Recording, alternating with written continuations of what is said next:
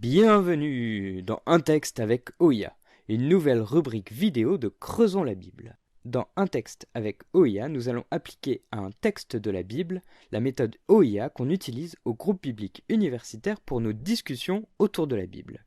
Le but de ces vidéos, ça va être d'approfondir la méthode de manière appliquée pour avoir à la fois une lecture personnelle de la Bible encore plus stimulante et des discussions autour de la Bible encore plus palpitantes.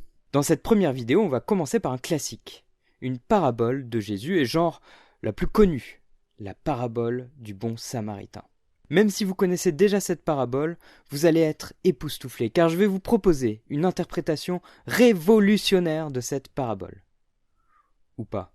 Vous vous imaginez sans doute que c'est une parabole qui va parler d'amour, mais en fait oui, c'est une parabole qui parle d'amour, mais c'est plus subtil que ça, vous allez voir. Le truc avec les textes connus, c'est qu'on les a tellement lus qu'on oublie de se poser des questions et qu'on passe à côté de plein de détails parce qu'on a l'impression qu'on les connaît. Moi j'ai loupé des trucs pendant des années avec ces paraboles et c'est justement dans ces détails mis de côté qu'il y a tout le sel de cette histoire. Alors sans plus tarder, passons à la première étape de OIA, le O pour observation. Et on va essayer d'être un peu rigoureux avec la méthode et de bien tout faire dans l'ordre sans sauter des étapes. La première étape de l'observation, c'est le contexte. Notre texte se trouve dans l'Évangile selon Luc, plutôt au début de la deuxième grande section du ministère de Jésus, qui commence au chapitre 9, verset 51, avec ce verset « Comme arrivaient les jours où il allait être enlevé, il prit la ferme résolution de se rendre à Jérusalem. » C'est une section de l'Évangile qui nous présente le ministère de Jésus comme un voyage vers Jérusalem. Mais sa véritable destination, c'est la mort sur la croix. Et au sein de ce voyage, il va rencontrer de plus en plus d'opposition. De manière plus précise, notre texte se trouve juste après l'envoi et le retour en mission des disciples qui devaient annoncer la venue de Jésus.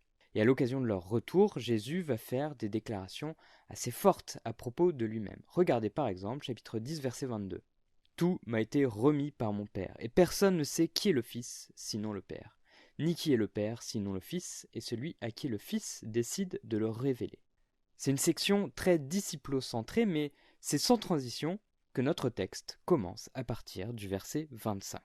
Maintenant qu'on a le contexte, on passe au texte en lui-même, qui n'est pas juste une parabole isolée, mais qui se situe au milieu d'un dialogue entre Jésus et un spécialiste de la loi. Alors c'est parti pour le premier bout de dialogue. Dans un dialogue, le premier truc à observer, c'est qui sont les personnages. Alors il y a le spécialiste de la loi. Un spécialiste de la loi est un enseignant, un théologien, on dirait maintenant, qui connaît très bien la loi, la Torah, tout le corpus de l'Ancien Testament, ainsi que toute la tradition interprétative qui l'entoure et les débats des judaïsmes de cette époque. Alors à chaque fois que j'ai participé à une débat avec ce texte, le mot pharisien finit par sortir dans la discussion. Techniquement, le texte ne dit pas que c'en est un, mais le rapprochement n'est pas absurde avec les pharisiens parce que ceux-ci étaient très attachés à la loi et sont souvent associés aux spécialistes de la loi, comme celui qu'on a dans notre dialogue. L'autre personnage, c'est Jésus. Et Jésus, c'est Jésus quoi. Ensuite, le dialogue. Enfin, dialogue. Ce dialogue est plutôt de l'ordre du débat. Le spécialiste de la loi veut mettre à l'épreuve ou piéger Jésus. En gros, c'est un clash lancé par la question « Que faire pour hériter de la vie éternelle ?» Si c'est une question piège, c'est qu'il veut faire dire à Jésus quelque chose qui le mettrait dans une position délicate. La question qui se pose pour nous, c'est en quoi est-ce que c'est une question piège ? Qu'est-ce que le spécialiste de la loi veut pousser Jésus à dire ? Mais comme on va être rigoureux dans notre méthodologie, quand dans l'observation on se pose une question de compréhension, on la note quelque part et on la met de côté pour la phase d'interprétation. Peut-être d'ailleurs que c'est ce que nous observerons dans la suite qui nous permettra de donner des éléments de réponse. À moins que le contexte soit suffisant dans ce cas. Donc on a un clash. Un clash, ça soulève des attentes chez le lecteur. On s'attend à de la baston, à du sang et des larmes. Mais dans ce texte, on est un petit peu déçu. Notamment par Jésus, qui est très consensuel. Déjà, Jésus ne répond pas directement à la question, mais il répond en posant une question. Qu'en dit la loi ? Il revient à la loi. La loi, c'est leur point de référence commun, la zone de confort de son interlocuteur.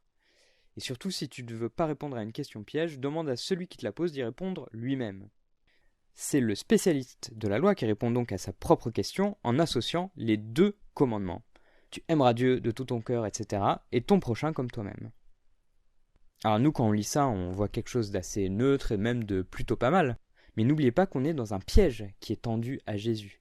Donc si ça se trouve, ce que dit le spécialiste de la loi en associant ces 2 commandements, il pense que c'est quelque chose qui va être provoque pour Jésus. Que Jésus va dire « Mais non, pas du tout !» Alors qu'en fait, il dit « Ah mais ouais, bien ouais, mon gars, on est d'accord. » Encore, évitement de conflit. Ce qui ne satisfait pas le spécialiste de la loi, bien sûr, puisqu'il relance avec une nouvelle question. Mais notons que le narrateur introduit la nouvelle question avec un petit commentaire, voulant se donner raison. Il demanda, etc. C'est un peu curieux. Jésus vient de lui donner raison en disant « Tu as bien répondu », pourquoi veut-il se justifier ou se donner raison? Encore une question à garder pour l'interprétation. Bon, on peut raisonnablement se douter que la nouvelle question, qui est mon prochain, est aussi une question piège, parce qu'il ne lâche toujours pas l'affaire. Donc on peut encore se demander, en quoi est-ce une question piège?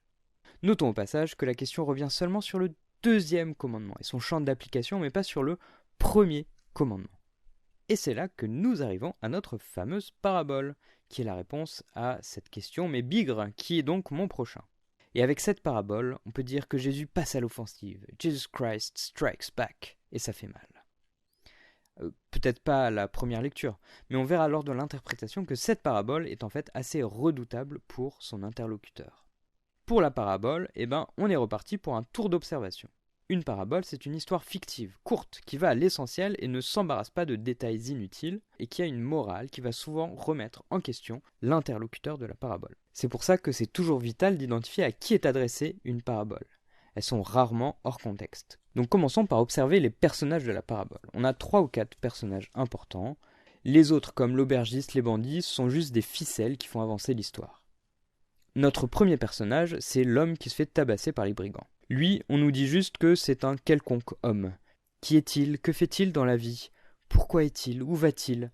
Ce n'est pas important. L'important, c'est comment les personnages vont réagir par rapport à sa situation. Les autres personnages, quant à eux, sont caractérisés comme des archétypes religieux.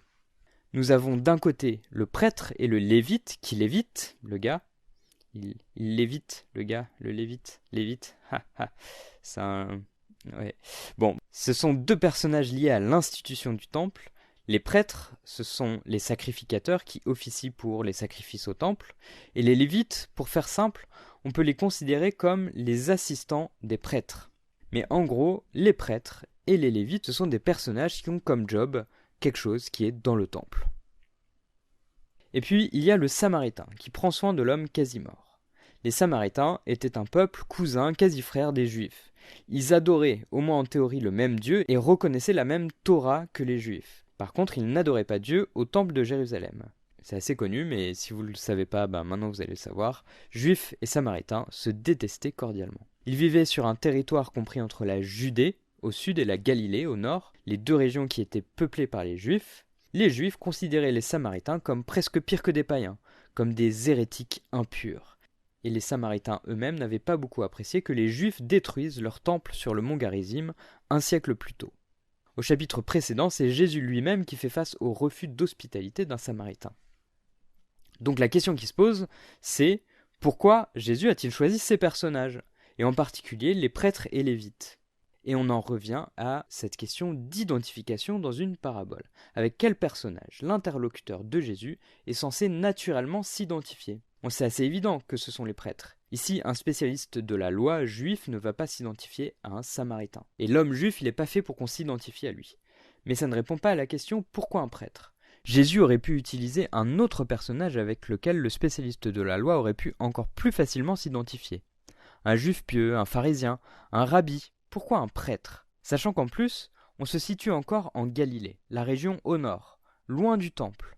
Et un spécialiste de la loi en Galilée a plus de chances d'être proche d'un pharisien que des sadducéens qui étaient ceux qui géraient le temple à Jérusalem, et dont les pharisiens étaient critiques de leur manière de gérer l'institution du temple à Jérusalem.